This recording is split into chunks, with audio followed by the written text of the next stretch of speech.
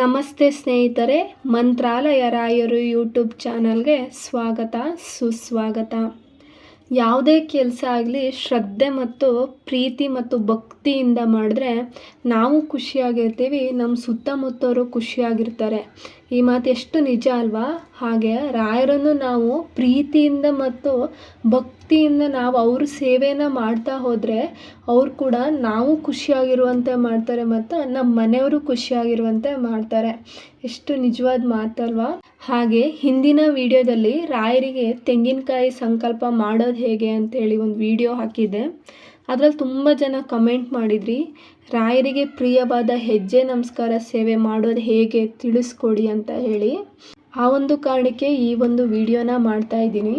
ಯಾರೆಲ್ಲ ರಾಯರಿಗೆ ಹೆಜ್ಜೆ ನಮಸ್ಕಾರದ ಸೇವೆ ಮಾಡಬೇಕು ಅಂತ ಇದ್ದೀರಾ, ಈ ಒಂದು ವಿಡಿಯೋನ ಪೂರ್ತಿಯಾಗಿ ನೋಡಿ, ಸಂಪೂರ್ಣವಾಗಿ ತಿಳಿಸ್ಕೊಟ್ಟಿದ್ದೀನಿ. ಇನ್ನು ರಾಯರನ್ನ ಒಲಿಸ್ಕೊಳ್ಳೋದಕ್ಕೆ ನಮಗೆ ಹಲವಾರು ಸೇವೆಗಳಿವೆ.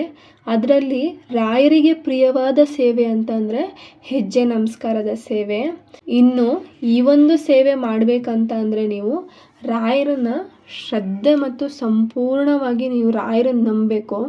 ನಂಬಿಕೆ ಅಲ್ವಾ, ಈಗ ಯಾವುದೋ ಒಂದು ಸಂಬಂಧ ನಿಂತಿದೆ ಅಂದರೆ ಅದು ನಂಬಿಕೆ ಮೇಲಷ್ಟೇ. ಹಾಗೆ ರಾಯರು ಮತ್ತು ನಮ್ಮ ಸಂಬಂಧ ನಿಲ್ಲಬೇಕು ಅಂತ ಅಂದರೆ ನಾವು ರಾಯರನ್ನ ಸಂಪೂರ್ಣವಾಗಿ ನಂಬಬೇಕು ಮತ್ತು ರಾಯರ ಮೇಲೆ ನಮಗೆ ಶ್ರದ್ಧೆ ಮತ್ತು ಭಕ್ತಿ ಇರಬೇಕು. ಆಗ ತಾನೇ ನಮಗೆ ರಾಯರು ಆದಷ್ಟು ಬೇಗ ಒಲಿತಾರೆ. ಇನ್ನು ಯಾರೆಲ್ಲ ರಾಯರನ್ನ ಆದಷ್ಟು ಬೇಗ ನಾವು ಒಲಿಸ್ಕೋಬೇಕು, ರಾಯರ ಅನುಗ್ರಹ ನಮ್ಮ ಮೇಲೆ, ನಮ್ಮ ಮನೆಯವರ ಮೇಲೆ, ನಮ್ಮ ಮಕ್ಕಳ ಮೇಲೆ ಇರಬೇಕು ಅಂತ ಅನ್ಕೊತಾ ಇದ್ದೀರಾ, ಈ ಒಂದು ಸೇವೆನ ಮಾಡಿ ನೋಡಿ. ನೀವು ಏನು ಈ ಸೇವೆ ಮಾಡಿ ಮುಗಿಸೋದ್ರೊಳಗೆ ನಿಮ್ಮ ಜೀವನದಲ್ಲಿ ಅನೇಕ ಪವಾಡದ ಸಂಗತಿಗಳು ನಡೀತವೆ. ಯಾರಿಗೆಲ್ಲ ಆರೋಗ್ಯದಲ್ಲಿ ಸಮಸ್ಯೆ ಇದೆ, ಹಣಕಾಸಿನಲ್ಲಿ ಸಮಸ್ಯೆ ಇದೆ, ಸಾಲ ಬಾಧೆ ಇರುತ್ತೆ, ಕೆಲವ್ರಿಗೆ ಮಕ್ಕಳು ಆಗ್ತಾ ಇರಲ್ಲ, ಇನ್ನು ಕೆಲವ್ರಿಗೆ ಮದುವೆ ಆಗ್ತಾ ಇರಲ್ಲ, ಇನ್ನು ಕೆಲವರಿಗೆ ಜಾಗ ಖರೀದಿ ಮಾಡೋಕ್ಕಾಗ್ತಾ ಇರಲ್ಲ, ಕೆಲವರಿಗೆ ಬಂದಿದ್ದ ದುಡ್ಡಿಗೆಲ್ಲ ಏನೋ ಒಂದು ಕಮಿಟ್ಮೆಂಟ್ ಬಂದು ಆ ದುಡ್ಡೆಲ್ಲ ಖಾಲಿ ಆಗ್ತಾ ಇರುತ್ತೆ, ಇನ್ನು ಕೆಲವರ ಮನೆಯಲ್ಲಿ ನೆಮ್ಮದಿಯೇ ಇರಲ್ಲ, ಸಂಸಾರದಲ್ಲಿ ಯಾವಾಗಲೂ ಅಣ್ಣ ತಮ್ಮದಿರ ಮಧ್ಯೆ ಜಗಳ, ಗಂಡ ಹೆಂಡತಿಯರ ಮಧ್ಯೆ ಜಗಳ, ಅಪ್ಪ ಮಕ್ಕಳ ಮಧ್ಯೆ ಜಗಳ, ಈ ರೀತಿ ಆಗ್ತಾ ಇರುತ್ತೆ. ಈ ರೀತಿ ಸಮಸ್ಯೆ ಇರೋರು ಈ ಒಂದು ಸೇವೆನ ಭಕ್ತಿ ಮತ್ತು ಶ್ರದ್ಧೆಯಿಂದ ಮಾಡಿ ನೋಡಿ. ಇದೆಲ್ಲ ನಿಮ್ಮ ಜೀವನದಲ್ಲಿ ಪ್ರಶಾಂತವಾಗುತ್ತೆ. ಹಾಗೂ ನೀವೇನು ಅಂದ್ಕೊಂಡು ಏನು ಒಳ್ಳೆಯದಾಗಲಿ ಅಂತ ಹೇಳಿ ಈ ಒಂದು ಸೇವೆನ ಶುರು ಮಾಡ್ತೀರಾ, ನೀವು ಈ ಸೇವೆ ಮುಗಿಸೋದ್ರೊಳಗೆ ಅದು ರಾಯರ ಅನುಗ್ರಹ ನಿಮಗೆ ಸಿಕ್ಕಿರತ್ತೆ.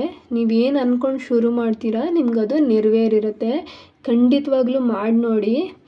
ಮೊದಲನೇದಾಗಿ ಯಾರಿಗೆಲ್ಲ ರಾಯರ ಸನ್ನಿಧಿ ಹತ್ತಿರ ಇದೆ, ರಾಯರ ಮಠ ದೇವಸ್ಥಾನ ನಿಮ್ಮ ಮನೆ ಹತ್ತಿರ ಇದೆ, ಅವರಿಗೆ ಹೇಳ್ತೀನಿ ಈ ಒಂದು ಸೇವೆ ಹೇಗೆ ಮಾಡೋದು ಅಂತೇಳಿ. ಈ ಒಂದು ಸೇವೆನ ನೀವು ಗುರುವಾರನೇ ಶುರು ಮಾಡಬೇಕಾಗತ್ತೆ. ಗುರುವಾರ ಬೆಳಗ್ಗೆ ಏನು ಬ್ರಾಹ್ಮಿ ಮುಹೂರ್ತದಲ್ಲೆದ್ದು ರಾಯರಿಗೆ ತುಪ್ಪದ ದೀಪ ಹಚ್ಚಿ ಏನು ಪೂಜೆ ಮಾಡ್ತೀರಾ, ಆ ದಿನ ನಿಮ್ಮ ಮನೆ ಸಮೀಪದ ರಾಯರ ದೇವಸ್ಥಾನಕ್ಕೆ ಹೋಗಿ ನೀವು ಅಲ್ಲಿನ ಅರ್ಚಕರು ಏನಿರ್ತಾರೆ ಅವ್ರ ಹತ್ರ ನೀವು ಈ ಒಂದು ಸೇವೆನ ಮಾಡ್ತಾ ಇದ್ದೀನಿ ಅಂತ ಹೇಳಿ ಈ ಒಂದು ಸೇವೆನ ನೀವು ಮಾಡಬೇಕಾಗತ್ತೆ. ಹೇಗೆ ಮಾಡೋದಪ್ಪ ಅಂತ ಅಂದರೆ ಈ ಒಂದು ಸೇವೆನ ರಾಯರ ಬಲಭಾಗದಲ್ಲಿ ನಿಂತ್ಕೋಬೇಕಾಗತ್ತೆ. ನೀವು ರಾಯರಿಗೆ ಬಲಭಾಗದಲ್ಲಿ ನಿಂತ್ಕೊಂಡು ನೀವು ನಿಮ್ಮದು ಏನು ಸಂಕಲ್ಪ ಏನಿದೆ, ಯಾವ ಕಾರಣಕ್ಕಾಗಿ ನೀವು ಈ ಸಂಕಲ್ಪ ಮಾಡ್ತಾ ಇದ್ದೀರಾ ಅಂತೇಳಿ ರಾಯರ ಹತ್ರ ಮನಸ್ಸು ಬಿಚ್ಚಿ ಹೇಳ್ಕೊಳ್ಳಿ. ನಂಗೆ ಇಂಥ ಕಷ್ಟ ಇದೆ ರಾಯರೇ, ನೀವೇ ನನಗೆ ಗತಿ, ನಿಮ್ಮ ಬಿಟ್ಟರೆ ನನಗೆ ಯಾರೂ ಇಲ್ಲ ರಾಯರೇ, ತುಂಬ ಸೋತಿದ್ದೀನಿ ಜೀವನದಲ್ಲಿ ಅಂತ ಹೇಳಿ ನೀವು ನಿಮ್ಮೆಲ್ಲ ಸಂಕಲ್ಪವನ್ನು ರಾಯರ ಮುಂದೆ ಇಟ್ಟು ನೀವು ರಾಯರ ಬಲಭಾಗದಿಂದ ಒಂದು ಹೆಜ್ಜೆನಿಟ್ಟು ನೀವು ಮಂಡಿಯೂರಿ ರಾಯರಿಗೆ ನಮಸ್ಕಾರ ಮಾಡಬೇಕಾಗತ್ತೆ. ಇನ್ನು ದೀರ್ಘದಂಡವಾಗಿ ಕೂಡ ನೀವು ನಮಸ್ಕಾರನ ಮಾಡ್ಬೋದು. ಯಾವ ರೀತಿಯಾಗಿ ಮಾಡೋದು ಅಂತ ನಾನು ಫೋಟೋನು ಹಾಕಿರ್ತೀನಿ ನೋಡಿ. ಆ ರೀತಿ ನಾರ್ಮಲಾಗಿ ಒಂದು ಹೆಜ್ಜೆ ಇಟ್ಕೊಂಡು ನಡೀತೀರಾ, ಅದೇ ಥರನೇ ಒಂದು ಹೆಜ್ಜೆ ಆದಮೇಲೆ ಒಂದು ಹೆಜ್ಜೆ ಇಟ್ಕೊಂಡು ನೀವು ನಮಸ್ಕಾರ ಮಾಡಬೇಕು, ಮತ್ತೊಂದು ಹೆಜ್ಜೆಗೆ ಮತ್ತೆ ನಮಸ್ಕಾರ ಮಾಡಬೇಕು. ಹೀಗೆ ಪ್ರತಿಯೊಂದು ಹೆಜ್ಜೆಗೂ ನೀವು ರಾಯರಿಗೆ ನಮಸ್ಕಾರ ಮಾಡ್ತಾ ಬರಬೇಕು. ಇನ್ನು ನಮಸ್ಕಾರ ಏನು ಮಾಡ್ತಾ ಇರ್ತೀವಿ ಆ ಟೈಮಲ್ಲಿ ಮನಸ್ಸಲ್ಲಿ ನಮಗೆ ಓಂ ಶ್ರೀ ರಾಘವೇಂದ್ರಾಯ ನಮಃ. ಹೀಗೆ ಒಂದೊಂದು ಹೆಜ್ಜೆಗೂ ನೀವು ನಮಸ್ಕಾರ ಮಾಡ್ತಾ ಮನಸ್ಸಲ್ಲಿ ಓಂ ಶ್ರೀ ರಾಘವೇಂದ್ರಾಯ ನಮಃ ಅಂತ ಹೇಳ್ತಾ ನೀವು ನಮಸ್ಕಾರನ ಮಾಡಬೇಕು. ಅವ್ರು ನೋಡ್ತಾರೆ ಇವ್ರು ನೋಡ್ತಾರೆ ಅಂತ ಹೇಳಿ ನೀವು ಆ ಕಡೆ ಈ ಕಡೆ ಎಲ್ಲೂ ನೋಡದೆ ನಿಮ್ಮ ಗಮನ ಪೂರ್ತಿ ನೀವು ನಮಸ್ಕಾರ ಮಾಡೋದ್ರಲ್ಲಿರಬೇಕು. 3 ಸುತ್ತಾದರೂ ರಾಯರಿಗೆ ಪ್ರದಕ್ಷಿಣೆ, ಅದೇ ಒಂದೆಲ್ಲ ಒಂದು ಹೆಜ್ಜೆ ಹಾಕಿ ನಮಸ್ಕಾರನ ಮಾಡ್ಬೋದು, 5 ಸುತ್ತಾದರೂ ಮಾಡ್ಬೋದು. ನಿಮ್ಗೆ ಎಷ್ಟು ಸಾಧ್ಯವೋ ನೀವು ಅಷ್ಟು ಸುತ್ತು ನೀವು ರಾಯರಿಗೆ ನಮಸ್ಕಾರನ ಹಾಕಿ 3 ಬಾರಿ ಹಾಕಾದ್ಮೇಲೆ ನೀವು ಮತ್ತೆ ರಾಯರ ಬಲಭಾಗದಲ್ಲಿ ಬಂದು ಕೂತ್ಕೋಬೇಕಾಗತ್ತೆ. ಕೂತ್ಕೊಂಡು ನೀವು ರಾಯರ ಮಂತ್ರವನ್ನು ನೀವು 3 ಬಾರಿ 5 ಬಾರಿ ಇಲ್ಲ 7 ಬಾರಿ 9 ಬಾರಿ 11 ಬಾರಿ ಇಲ್ಲ 21 ಬಾರಿ ನೀವು ಪಠಿಸಬೇಕಾಗತ್ತೆ. ಯಾವುದು ರಾಯರ ಮಂತ್ರ ಅಂತ ಅಂದರೆ ಪೂಜ್ಯಾಯ ರಾಘವೇಂದ್ರಾಯ ಸತ್ಯಧರ್ಮರತಾಯ ಚ ಭಜತಾಂ ಕಲ್ಪವೃಕ್ಷಾಯ ನಮತಾಂ ಕಾಮಧೇನವೇ. ಈ ಒಂದು ಮಂತ್ರವನ್ನು ನಿಮ್ಗೆ ಎಷ್ಟು ಬಾರಿ ಸಾಧ್ಯನೋ ಅಷ್ಟು ಬಾರಿ ನೀವು ಭಕ್ತಿಯಿಂದ ಜಪಿಸಬೇಕಾಗತ್ತೆ. ಕೆಲವರು ಮುಂದಿನ ತಿಂಗಳು ಅಥವಾ ಇನ್ನು 2 ತಿಂಗಳು ಬಿಟ್ಟು ಅಥವಾ ಒಂದು 2 ವಾರ ಬಿಟ್ಟು ಮಂತ್ರಾಲಯಕ್ಕೆ ಹೋಗುವರಿರ್ತೀರ. ಇನ್ನು ನಮ್ಮ ಮನೆ ಹತ್ರ ರಾಘವೇಂದ್ರ ಸ್ವಾಮಿಗಳ ಮಠ ಅಥವಾ ದೇವಸ್ಥಾನ ಇಲ್ಲ ಅನ್ನೋರು ಯಾವ ರೀತಿಯಾಗಿ ಪೂಜೆ ಮಾಡಬೇಕು ಅಂತ ಅಂದರೆ ನೀವು ರಾಯರ ಬಳಿ ನೀವು ಕೇಳಬೇಕಾಗತ್ತೆ. ಗುರುವಾರದ ದಿನ ಏನು ಮಡಿಯಿಂದ ರಾಯರಿಗೆ ತುಪ್ಪದ ದೀಪ ಹಚ್ಚಿ ಪೂಜೆ ಶುರು ಮಾಡ್ತೀರಾ ಆ ದಿನ ನೀವು ರಾಯರ ಬಳಿ ಕೇಳ್ಕೊಳ್ಳಿ, ರಾಯರೇ ನಾನು ನಿಮಗೆ ಇಂಥ ಹೆಜ್ಜೆ ಸೇವೆಯನ್ನು ಮಾಡಬೇಕಂತ ಇದ್ದೀನಿ, ಅದು ನಿಮ್ಮ ಸನ್ನಿಧಾನ ಮಂತ್ರಾಲಯಕ್ಕೆ ಬಂದು ಮಾಡಬೇಕು ಅನ್ನೋದು ನನ್ನ ಕೋರಿಕೆ ಆಗಿದೆ. ಹಾಗೆ ನನಗೆ ಈ ಥರ ಒಂದು ಕಷ್ಟ ಇದೆ ರಾಯರೇ, ಅದಕ್ಕೋಸ್ಕರ ನಾನು ಈ ಒಂದು ಸೇವೆನ ಮಾಡ್ತಾಯಿದ್ದೀನಿ. ದಯವಿಟ್ಟು ನನಗೆ ನೀವು ಅನುಗ್ರಹ ಕೊಡಿ ರಾಯರೇ, ಈ ಒಂದು ಕಷ್ಟನ ನನಗೆ ತಡೆಯೋಕ್ಕಾಗ್ತಾ ಇಲ್ಲ. ದಯವಿಟ್ಟು ನಿಮ್ಮ ಅನುಗ್ರಹ ನನ್ನ ಮೇಲೆ ಮತ್ತು ನಮ್ಮ ಮನೆಯವರ ಮೇಲೆ ನಮ್ಮ ಸಂಸಾರದ ಮೇಲೆ ಇರಲಿ ಅಂತ ಹೇಳಿ ಭಕ್ತಿಯಿಂದ ಬೇಡ್ಕೊಳ್ಳಿ. ಪ್ರತಿ ಗುರುವಾರ ರಾಯರಿಗೆ ಮಡಿಯಿಂದ ಸ್ನಾನ ಮಾಡಿ ತುಪ್ಪದ ದೀಪ ಹಚ್ಚಿ ನೀವು ಪೂಜೆ ಮಾಡ್ತಾ ಬನ್ನಿ. ಎಷ್ಟು ಗುರುವಾರ ನೀವು ಪೂಜೆ ಮಾಡಬೇಕು ಅಂತ ಇದ್ದೀರೋ 3 ಗುರುವಾರ 5 ಗುರುವಾರ 7 ಗುರುವಾರ ಎಷ್ಟು ವಾರ ಸಾಧ್ಯನೋ ಅಷ್ಟು ವಾರ ನೀವು ಪೂಜೆ ಮಾಡ್ತಾ ಬನ್ನಿ.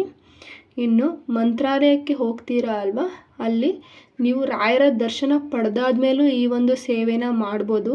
ಯಾಕಂದರೆ ಎಲ್ಲ ಟೈಮಲ್ಲೂ ಮಂತ್ರಾಲಯದಲ್ಲಿ ರಶ್ ಇರ್ತಾರೆ. ನೀವು ಮೊದಲೇ ರಾಯರ ದರ್ಶನ ಪಡೆದು ಆಮೇಲೆ ಕೂಡ ಈ ಒಂದು ಸೇವೆನ ಮಾಡ್ಬೋದು.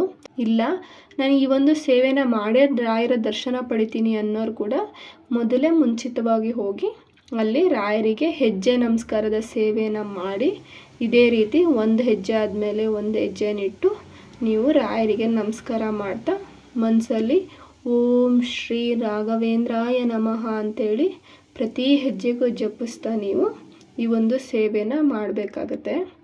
ಇನ್ನು ಯಾರೆಲ್ಲ ರಾಯರ ಸೇವೆ ಮಾಡ್ತಾ ಇರ್ತೀರ ಅವ್ರಿಗೆ ಮಾತ್ರ ಗೊತ್ತಿರುತ್ತೆ ರಾಯರ ಮಹಿಮೆ ಎಂಥದ್ದು, ರಾಯರ ಪವಾಡ ಎಂಥದ್ದು ಅಂತೇಳಿ. ಎಷ್ಟೋ ಜನರ ಜೀವನದಲ್ಲಿ ಪವಾಡದ ವಿಷಯಗಳು ಕೂಡ ನಡೆದಿರುತ್ತೆ. ನನ್ನ ಜೀವನದಲ್ಲೂ ಅಷ್ಟೇ, ನಾನು ಈ ಒಂದು ಸೇವೆನ ಮಾಡಿದ್ದೀನಿ, ನನ್ನ ಜೀವನದಲ್ಲೂ ಪವಾಡದ ವಿಷಯ ನಡೆದಿದೆ. ಏನಂತ ಅಂದರೆ ನನಗೆ ಒಂದೊಳ್ಳೆ ಕಂಪ್ನೀಲಿ ಕೆಲಸ ಸಿಗಬೇಕು ಅಂತ ಹೇಳಿ ನಾನು ತುಂಬ ದಿನದಿಂದ ಅಂದ್ಕೊತಾ ಇದ್ದೆ. ಆ ಒಂದು ಕೆಲಸ ಸಿಗಬೇಕು ಅಂತ ಹೇಳಿ ನಾನು ಈ ಒಂದು ಸೇವೆಯನ್ನು ಶುರು ಮಾಡಿದ್ದೆ. ನನಗೆ ಪ್ರತಿದಿನ ರಾಯರ ದೇವಸ್ಥಾನಕ್ಕೆ ಹೋಗೋಕ್ಕೆ ಆಗ್ತಾ ಇರಲಿಲ್ಲ. ನಾನು ಅದಕ್ಕೆ ಪ್ರತಿದಿನ ರಾಯರಿಗೆ ಮನೆಯಲ್ಲೇ ಪೂಜೆ ಮಾಡಿಬಿಟ್ಟು ರಾಯರೇ ಈ ಒಂದು ಸೇವೆನ ನಿಮ್ಮ ಸನ್ನಿಧಾನದಲ್ಲೇ ಬಂದು ಮಾಡ್ತೀನಿ ಅಂತ ನಾನು ರಾಯರಿಗೆ ಹೇಳಿ ಈ ಒಂದು ಸೇವೆನ ನಾನು ಶುರು ಮಾಡಿದ್ದೆ. ನೀವು ನಂಬ್ತಿರೋ ಬಿಡ್ತಿರೋ, ನಾನು ಈ ಸೇವೆನ ಶುರು ಮಾಡಿ ನನಗೆ 3ನೇ ವಾರಕ್ಕೆ ನಾನು ಯಾವ ಕಂಪ್ನೀಲಿ ಕೆಲಸ ಮಾಡಬೇಕು ಅಂತ ಅಂದ್ಕೊತಾ ಇದ್ನೋ ನನಗೆ ಅದೇ ಕಂಪ್ನೀಲಿ ನನಗೆ ಇಂಟರ್ವ್ಯೂಗೆ ಕಾಲ್ ಬರುತ್ತೆ. ಪ್ಲಸ್ ನಾನು ಆ ಒಂದು ಇಂಟರ್ವ್ಯೂನು ಪಾಸಾಗಿ ಅದೇ ಕಂಪ್ನೀಲಿ ನಾನು ಇವಾಗ ಕೆಲಸ ಮಾಡ್ತಾಯಿದ್ದೀನಿ. ತುಂಬ ಖುಷಿ ಆಗುತ್ತೆ ನನಗೆ ರಾಯರು ನನ್ನ ಜೀವನದಲ್ಲಿ ನೀಡಿರುವ ಅನುಗ್ರಹಗಳ ಬಗ್ಗೆ. ಇನ್ನು ಯಾರೆಲ್ಲ ಈ ಒಂದು ಸೇವೆನ ಮಾಡಬೇಕು ಅಂತ ಇದ್ದೀರಾ ದಯವಿಟ್ಟು ಕಮೆಂಟ್ ಮೂಲಕ ತಿಳಿಸಿ, ನನಗೂ ಕೂಡ ಖುಷಿಯಾಗತ್ತೆ. ಇನ್ನು ಯಾರೆಲ್ಲ ಜೀವನದಲ್ಲಿ ರಾಯರು ಪವಾಡಗಳನ್ನು ಮಾಡಿದ್ದಾರೆ ದಯವಿಟ್ಟು ಕಮೆಂಟ್ ಮೂಲಕ ತಿಳಿಸ್ಕೊಡಿ. ಯಾಕಂದರೆ ಬೇರೆಯವರಿಗೂ ನಂಬಿಕೆ ಬರುತ್ತೆ ರಾಯರ ಮೇಲೆ, ಅವ್ರ ಜೀವನನೂ ಕೂಡ ಖುಷಿಯಾಗಿರುತ್ತೆ. ಅವ್ರ ಜೀವನದಲ್ಲೂ ರಾಯರ ಅನುಗ್ರಹ ಸಿಗಲಿ, ಎಲ್ಲರಿಗೂ ರಾಯರು ಒಳ್ಳೆಯದನ್ನು ಮಾಡಲಿ ಅಂತೇಳಿ ನಾನು ಬೇಡ್ಕೊತೀನಿ. ಹಾಗೆ ಯಾರೆಲ್ಲ ರಾಯರು ಭಕ್ತರು ಇದ್ದೀರಾ, ಓಂ ಶ್ರೀ ರಾಘವೇಂದ್ರಾಯ ನಮಃ ಅಂತೇಳಿ ಕಮೆಂಟ್ ಮಾಡಿ. ಧನ್ಯವಾದಗಳು ಸ್ನೇಹಿತರೆ.